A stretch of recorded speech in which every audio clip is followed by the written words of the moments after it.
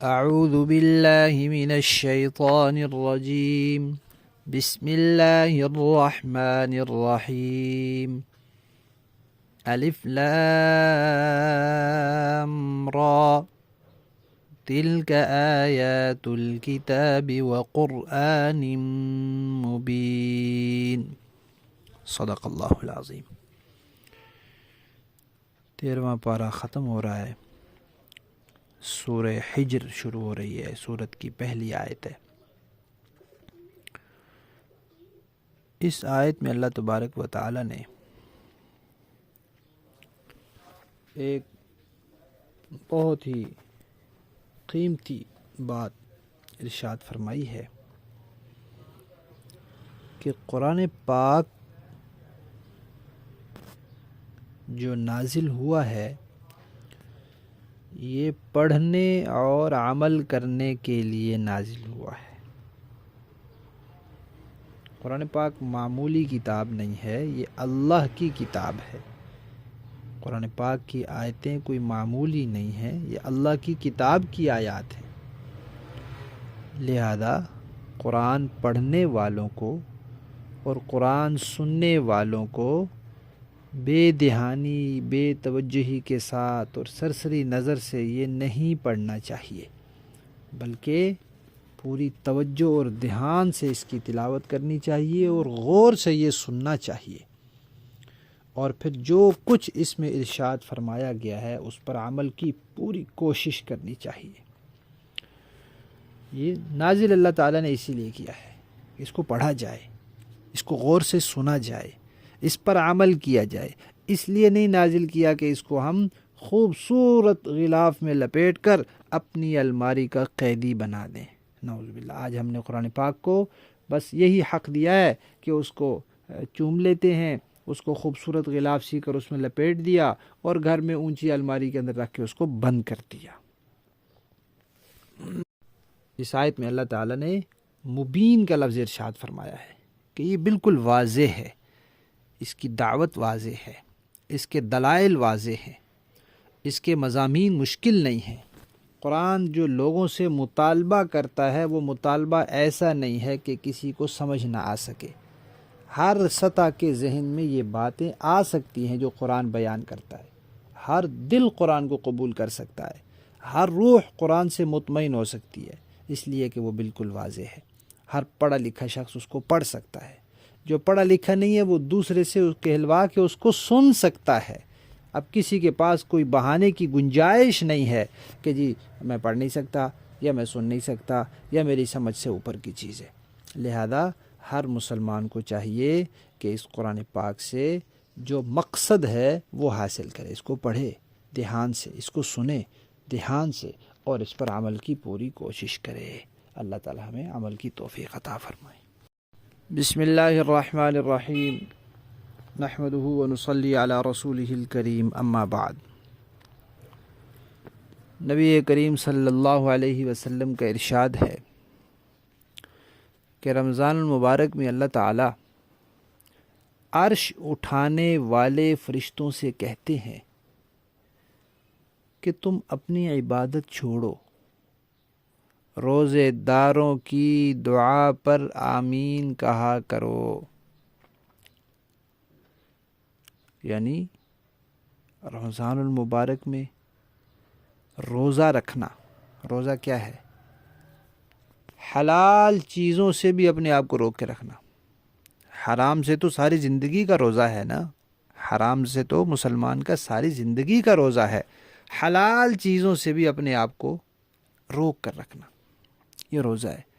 تو یہ اللہ کو اتنا پسند ہے کہ حلال چیز ہے، اپنی حلال کمائی سے اس نے خون پسینے سے حاصل کی ہے اور میری طرف سے اس کو حلال کہا گیا ہے، کوئی اس میں شک شبہ نہیں ہے، لیکن میرے کہنے کے سے یہ حلال سے رکا ہوا ہے۔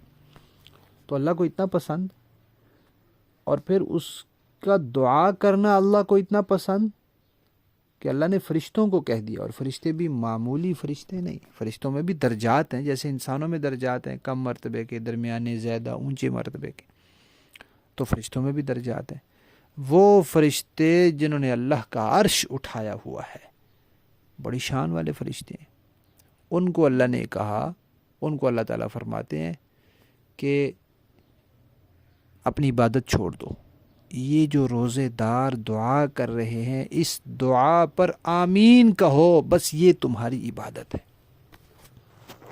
تو کتنی شان ہے اور کتنی فضیلت ہے رمضان کی اور روزے کی اور روزے دار کی دعا کی.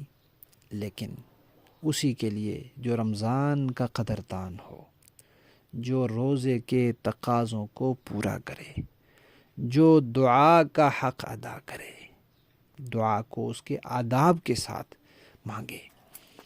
دعا کے آداب کیا ہیں؟ دھیان کے ساتھ مانگی جائے. حدیث شریف میں آتے ہیں اللہ تعالیٰ غافل دل کی دعا قبول نہیں کرتے. حرام کمائی پیٹ میں وہ دعا قبول نہیں ہوتی. اللہ تعالیٰ کی حمد و ثنا سے، درود شریف سے اور اپنے گناہوں کی معافی مانگ کر آیت کریمہ پڑھ کے دعا شروع کریں. پھر دیکھیے اللہ تعالیٰ کیسے دعا قبول کرتے ہیں. فرشتے اس پر آمین کہیں. پھر کیسے ہوگا کہ اللہ تعالیٰ دعا قبول نہ فرمائے؟ دعا قبول ہو جاتی ہے، شرائط کے آداب کے ساتھ ہو قبول ہو جاتی ہے. لیکن کبھی وہ چیز بندے کو نہیں ملتی، اللہ تعالیٰ اس کے بدلے کوئی اور چیز عنایت فرما دیتے ہیں جو بندے کے لیے زیادہ مناسب ہوتی ہے، یا کوئی مصیبت، بیماری، پریشانی، تکلیف اس سے ٹال دیتے ہیں، یا پھر اس کے لیے ذخیرہ آخرت بنا دیتے ہیں. تو رمضان المبارک میں جہاں اور چیزوں کا اہتمام کریں وہاں دعا کا اہتمام بھی کریں. دعا بھی ایک بڑی عبادت ہے. اللہ تعالیٰ ہمیں توفیق عطا فرمائے. بسم اللہ الرحمن الرحیم، نحمدہ ونصلی علی رسولہ الکریم، اما بعد. زکوٰۃ کے بارے میں ہم جان چکے ہیں کہ کتنی چیزوں پر زکوٰۃ آتی ہے اور زکوٰۃ کے حوالے سے لوگوں کی کتنی قسمیں ہیں. اب زکوٰۃ کس پر فرض ہے؟ اس پر جو مالدار ہو، جس کے پاس مال ہی نہیں ہے اس پر زکوٰۃ نہیں ہے. دوسری بات کہ مسلمان ہو، کافر پر زکوٰۃ فرض نہیں ہوتی. تیسری بات یہ ہے کہ عاقل ہو، پاگل نہ ہو. ایک تو ہے نا وقتی طور پہ دورہ پڑتا ہے، وہ نہیں، بس بیچارہ جو بالکل جس کو ہم کہتے ہیں دماغی توازن درست ہی نہیں ہے، ایسا پاگل اس پر بھی نہیں ہے. اسی طرح بالغ ہو، نابالغ بچے پر زکوٰۃ نہیں ہے، چاہے جتنا مرضی اس کا مال ہو. اور جتنا شریعت نے نصاب بتایا ہے اتنے نصاب کا مالک ہو، اور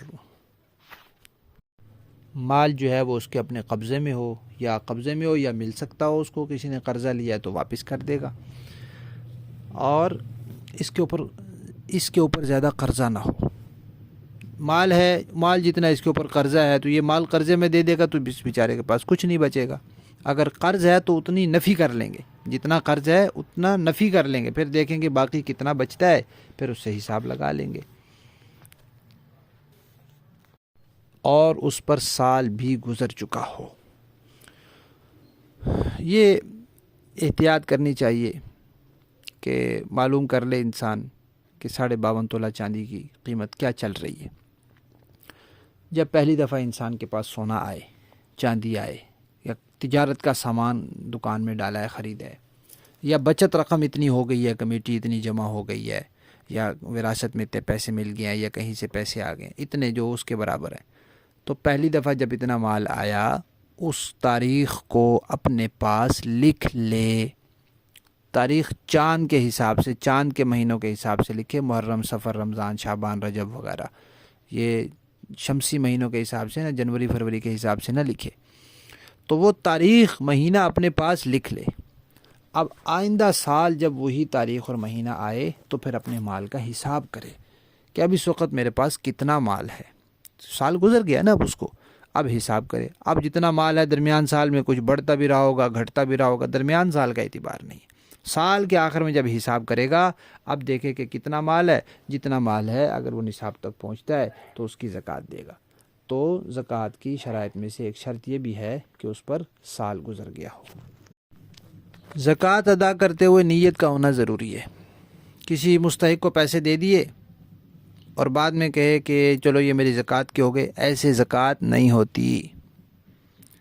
دیتے وقت نیت ہو کہ یہ زکوٰۃ دے رہا ہوں. بتانا ضروری نہیں ہے دوسرے کو کہ یہ زکوٰۃ ہے، بس دوسرا مستحق ہو. یہ تو زکوٰۃ دینے والے کی ذمہ داری ہے کہ وہ مستحق کو دے، اس کی تحقیق کرے، تفتیش کرے، اطمینان کرے کہ یہ واقعی مستحق ہے.